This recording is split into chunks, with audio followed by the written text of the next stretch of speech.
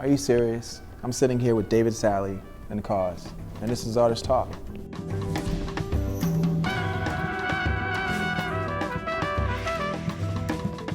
Have you ever gotten into any legal problems? Nothing that wasn't controllable. Well, everybody likes to play. Every creative person likes to play. You know, to spice your studio. We know that you won't be the one stuck outside of the party. Sometimes the subject matter chooses you. I would take the PATH train to World Trade and work 1 Avenue up to 36th Street and back down to World Trade. We're gonna put on a pretty bitchin' show right now. Oops. What's up? What's up? Hey. So, where are you from? I grew up not far from here, Jersey City. What is that like? That environment pushed you to become, you know? It kind of drove me to explore, and I think just taking that PATH train to get to Manhattan for $1 to go skate at the Brooklyn Banks or skate by Thomas Square Park got me thinking of like, oh, you can just kind of extend yourself and go a little ways and figure out a new scene. It's the journey. And speaking of journeys, you've had a long one. I mean, Norman, Oklahoma? I was born in Oklahoma. Okay. But grew up in Wichita, Kansas. Right. Which is about as flat as this tabletop. So that it was a horizontal existence. And coming to New York, which was a vertical kind of plane, it was a thrilling shift of perspective. But it was always clear in those days that to pursue a serious career as a painter, one had to be in New York City. It was an article of faith in the years when I was just starting out that no one would have any money, that the survival would be hard scrabble at best, and that there was, I'm sure still is, a community and network of peers and colleagues that sort of supported one another. Mm-hmm. And that's what got people through. That's important. You need a crew, right? Yeah, I think it's impossible to navigate without. Who are some of the people from your old crew?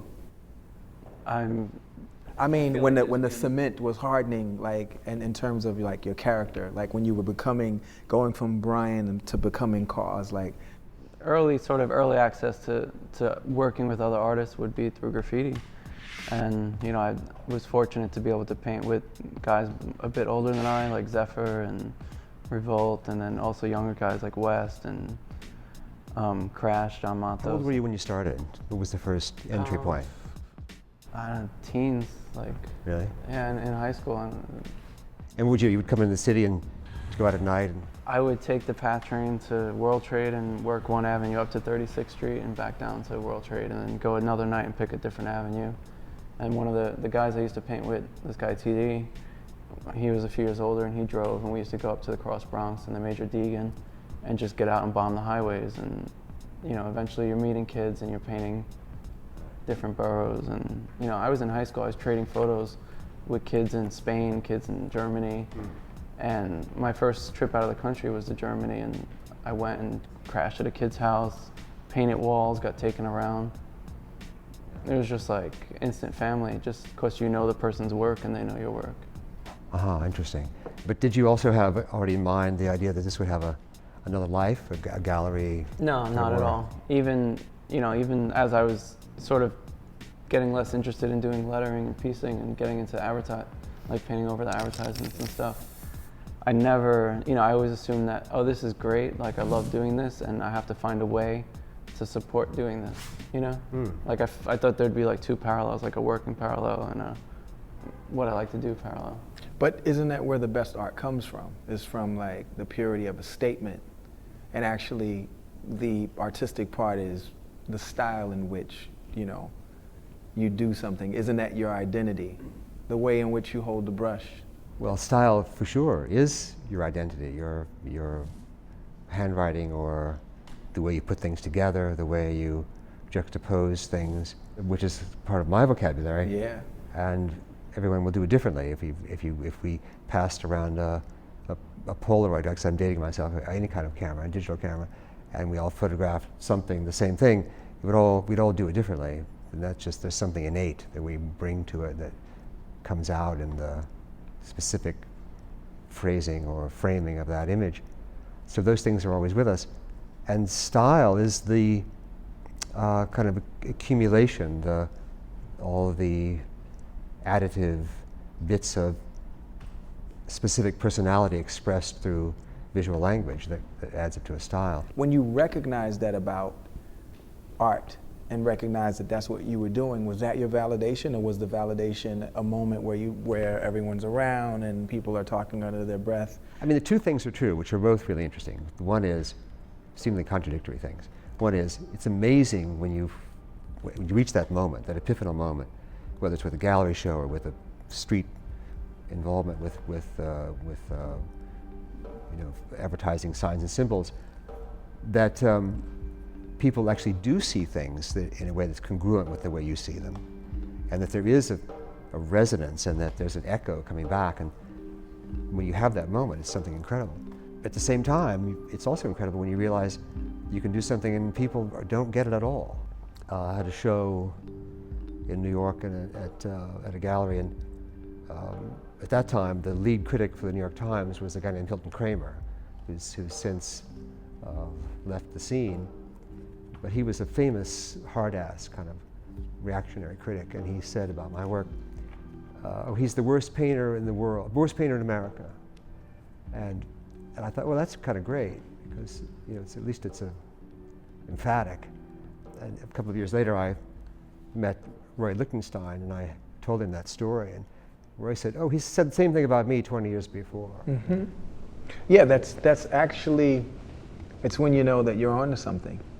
Because when people can't sort of, sort out or make out what it is that you're trying to say, it's because you're speaking in a different language. It's almost as if you're speaking in English, but you're deciding that you want to use the phonetics of a word versus what man's popular place definition on the word is to make your own sentence.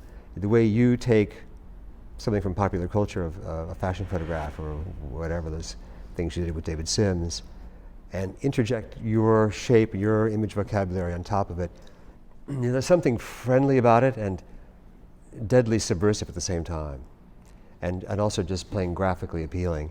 That's kind of the trifecta. If you can do that in a simple image, that's a lot.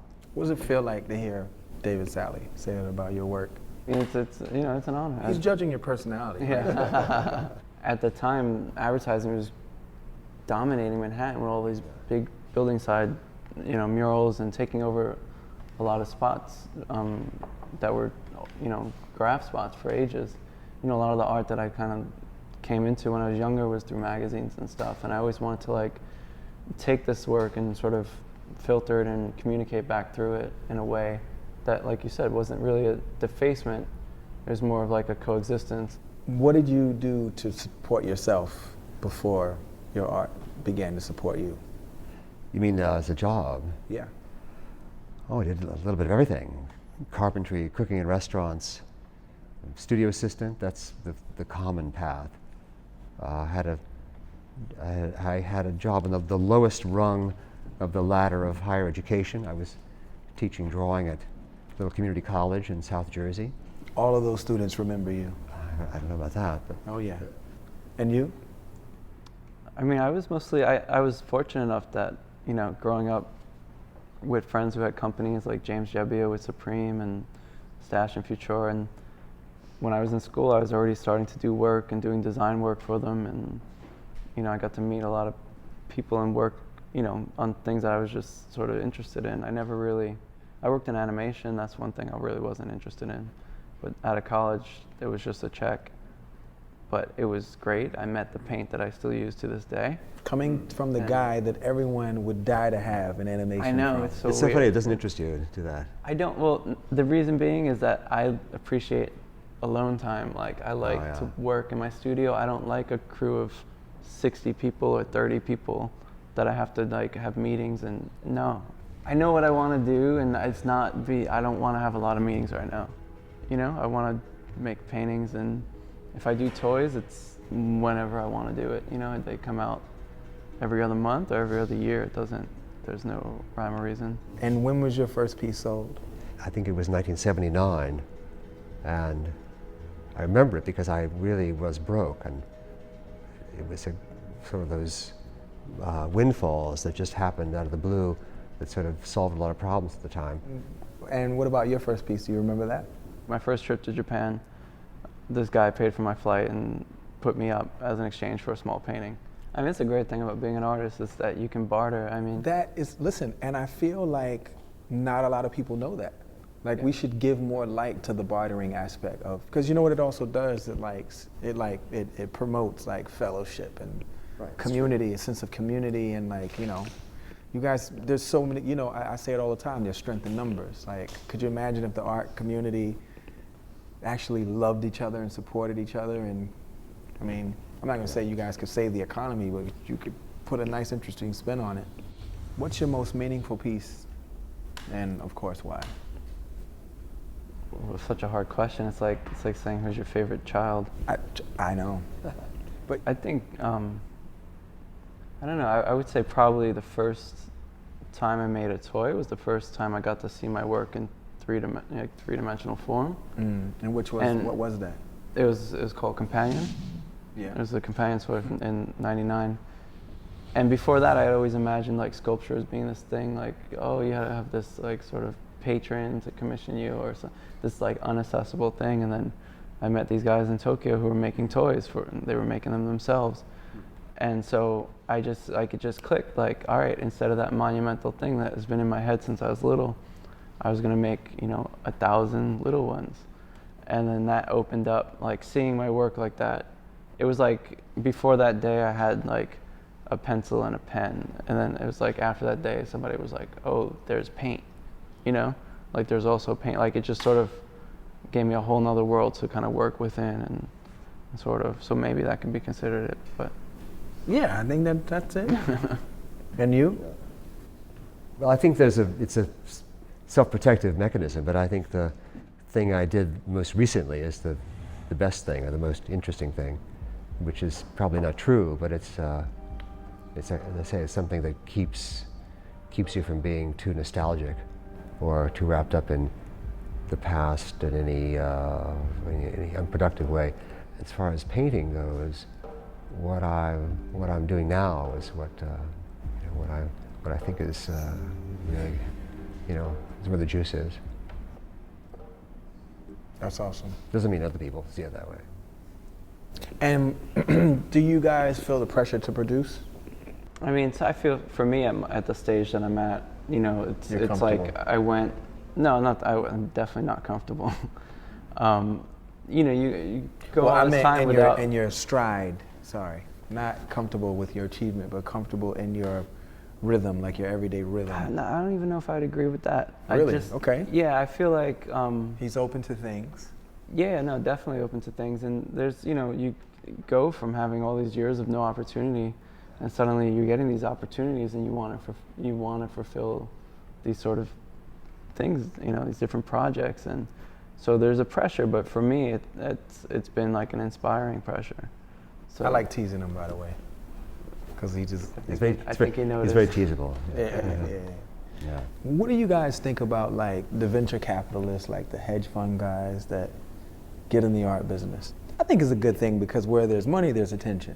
Yeah, I mean, I feel like things like that are adding to the amount of attention that's on art nowadays. I mean, even you here doing this program, I think artists coming up have a tremendous amount of outlets and a lot of exposure and able to do shows, all over the place, and there's a support system from it, and that has to do with a lot of different elements, and I think people investing in art is one of them.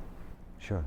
I think for the greater good. I think it's probably fair to say that if art didn't appreciate in value and wasn't monetized and didn't bring high prices, that there would be far less interest in art. Mm-hmm.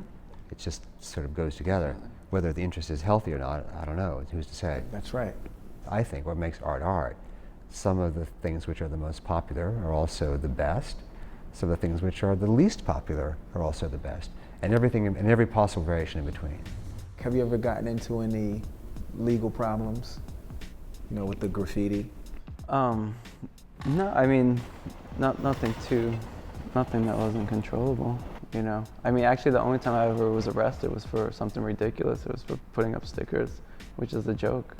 And you, especially with one of the most, you know, profoundly stimulating, incredible, ingenious schools of thought, pornography.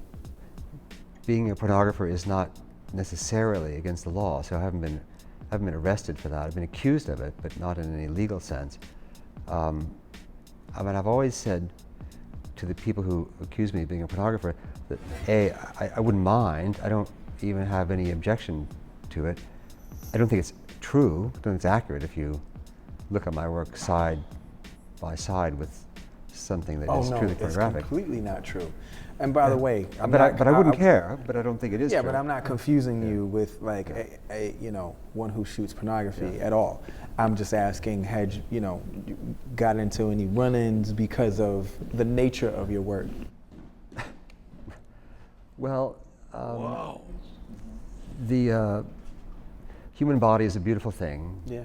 And it's part of the job of art to show that.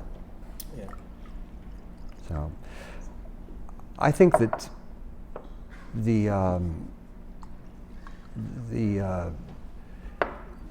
having walked into the propeller blades of a certain political issue when I did, We're good. Thank you. thank you, was that's really great. Sometimes it's not that you choose the subject matter, it's that the subject matter chooses you. And I might have chosen something differently, but I kind of got stuck with it. It's what I'm just glad I had something that interested me. I don't even have that much control over what it is. Does that make sense at all? Yeah. Now, critics, do they matter?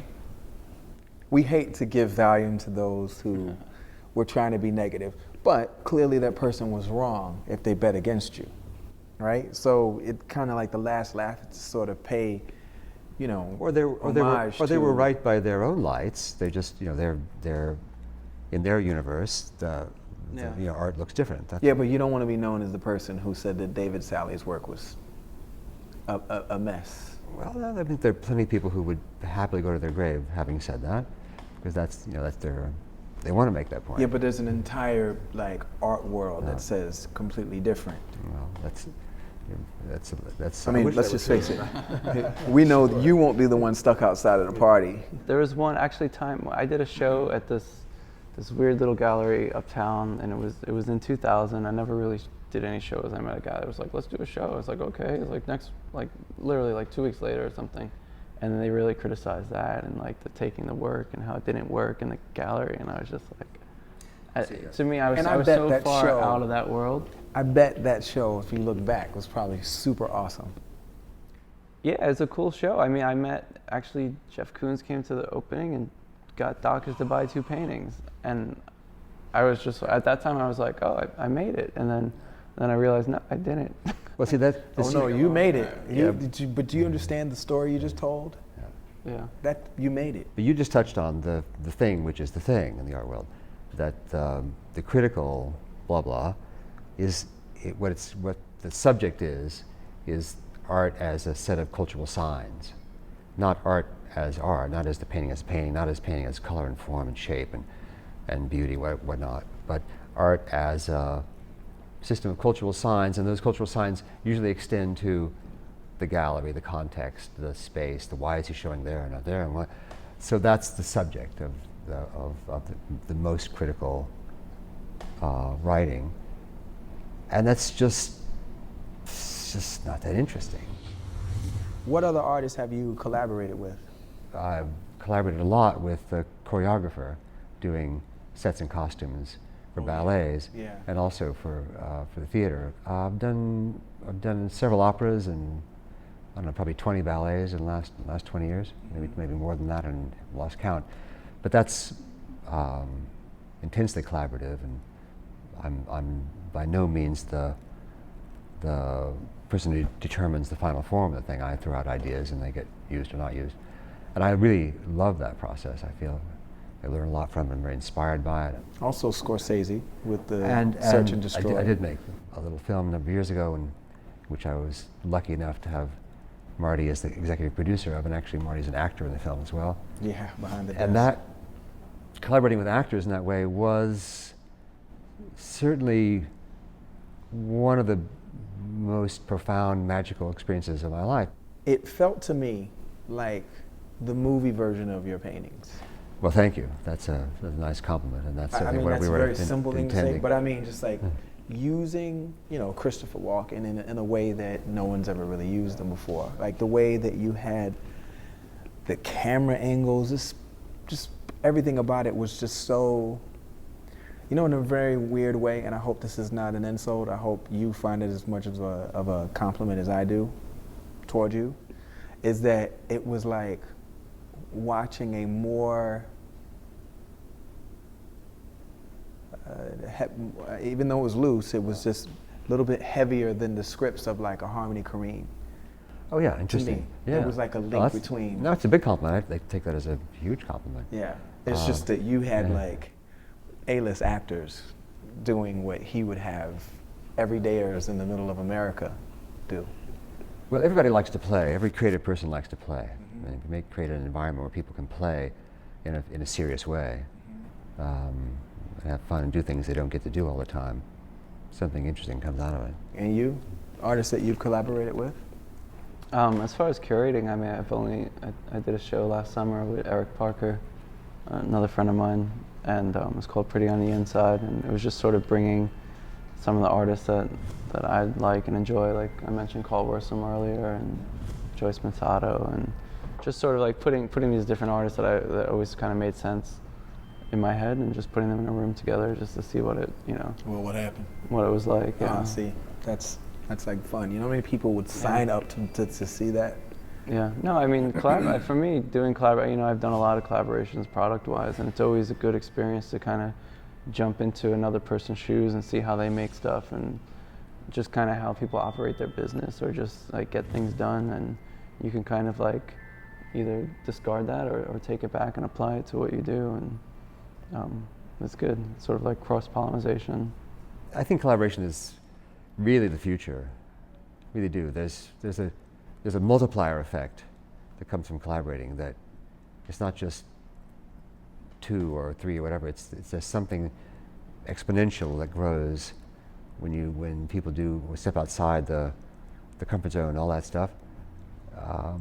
And it's also the nature of contemporary culture. You want to be able to. I mean, what's the most common phrase in the world right now? Like, add your comments here. That's modern life. And there's a way in which that must be expressing something really basic to humanity, because that's become, you know, the commonality behind almost every experience now. Add your comments here. That didn't exist 15 years ago, 10 years ago. It was like, keep your comments to yourself. Keep it to yourself.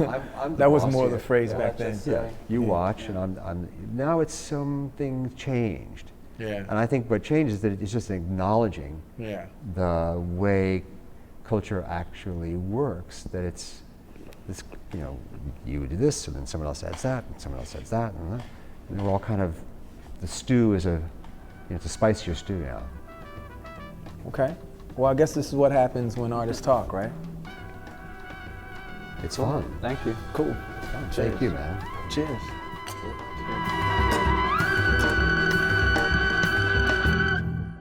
When we used to go up to the Cross Bronx and the Major Deegan and just get out and bomb the highways. I mean, I've always said to the people who accuse me of being a photographer, I wouldn't mind. I don't even have any objection to it. I don't think it's true. Isn't that where the best art comes from? Is from like the purity of a statement. It's amazing when you reach that moment, that epiphanal moment. People actually do see things in a way that's congruent with the way you see them. What does it feel like to hear David Salle say that about your work? It's you know, it's an honor. He's judging your personality. Yeah. How's that feel? Thank you so much. Thank you. Are you serious? I'm sitting here with David Salle and KAWS, and this is Artist Talk. Have you ever gotten into any legal problems? Nothing that wasn't controllable. You know, there's that fine line between creativity and just mania. I think if I wasn't a writer, I would be a neurotic, strange person that people would want to stay away from. It's like harnessing your OCD. Harnessing my OCD. That's genius. Hey, I'm Joy Bryant, and I am a board sport enthusiast. I like to shred. And on my new show, Across the Board, I'm going to be shredding with the best of them. Want to shred, yeah. Yeah, I want to shred. Yeah, well, let's do it. My favorite friends, celebrities, athletes, artists. We're going to snowboard, we're going to surf, we're going to skateboard, we're going to have a great time. Well, we both came over, went over some hurdles, a little obstacles today. Yeah. You break through shyness, and me. Breaking through that skin. What? Tom, how's it going, Good, dude? how you doing? Good to see you, man. I don't know if you're gonna make it or not. No, I mean, 5 a.m. is tough. What do we got right there? Shark, I see him right there. Oh. All right, come on. This is the frisky one here. Yeah, be careful. Yeah, you have a reputation of pissing people off. Like your blog pisses people off. It pisses people off. This face pisses people off, But sometimes I get along. Did your dad, was he on you constantly telling you how to do it since he was in the business? My dad was such a dick, because he'll always tell me I suck, and then when he's in front of other people, that's my son. That's my son, he's real good. Jim.